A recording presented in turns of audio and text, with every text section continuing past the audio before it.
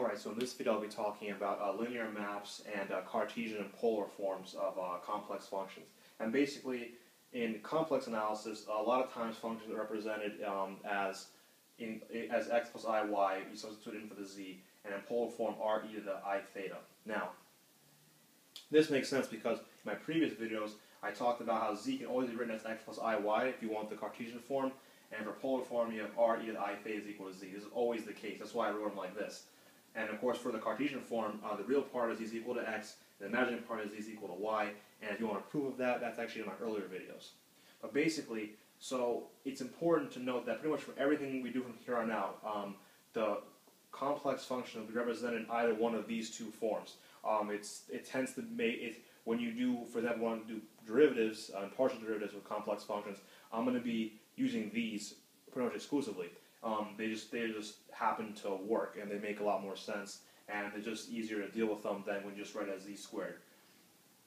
And so I'll just get right into the example. So if I have f of z is equal to z squared, and I was asked to convert that to Cartesian form, how exactly would I do that? Well, it's pretty straightforward. All you really do is f of x plus iy, because remember that anytime you have z, it's x plus iy. It's pretty much a golden rule of complex analysis. And you have x plus iy squared. So all I'm really doing is taking this, plugging in a z, and of course just squaring it. And so now I'm just going to go ahead and expand this out. So I have x squared plus 2x iy, and then I'll have plus I squared y squared, and of course this is going to just simplify to x squared plus 2x iy minus y squared. Now, we're not quite done because the Cartesian forms, it's helpful, and I think actually it's pretty much mandatory. I shouldn't just say helpful. It's pretty much if you want to study complex analysis and to make any sense of this function, you have to break it apart into its real parts and imaginary parts. And how you do that really, you simply factor out the I. So this is our f of x plus iy, and sometimes typically the real function is you write it as u of xy, because there are two variables here, and usually the imaginary part is v of xy. So this is the real part, typically written as that, and this is the imaginary.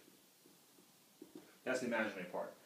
And so basically for u of xy, we're going to get x squared minus y squared.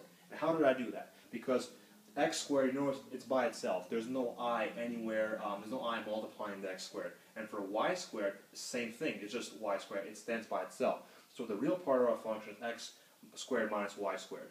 That is the real part. Now for the imaginary part, here we're going to have, we have I times 2xy. So really you can even say the imaginary part is really just 2xy. This part of the function, because it's multiplied by I, that is the imaginary part.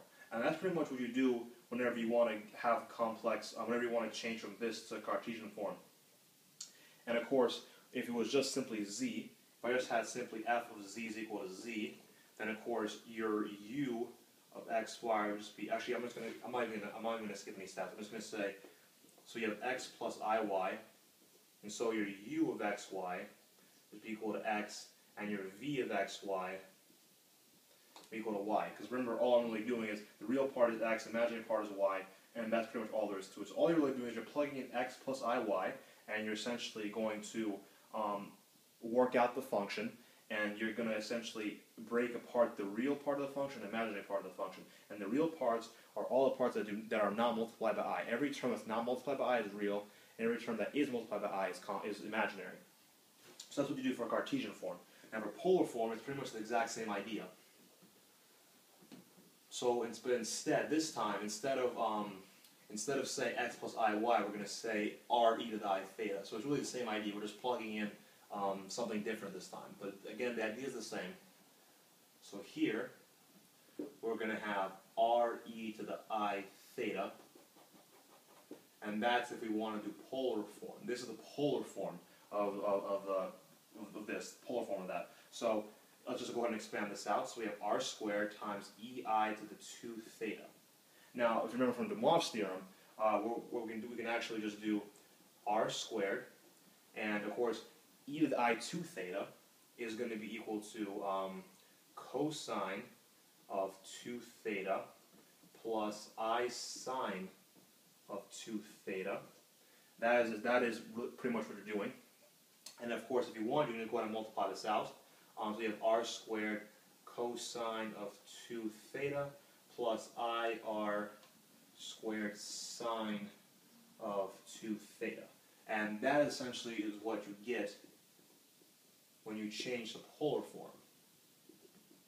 And as you can see now, like I said, Dumov's theorem is very useful. And you can even see right now, this is one case where I make use of it. And remember, it's just e to the I k theta is equal to the cosine k theta plus I sine of k theta.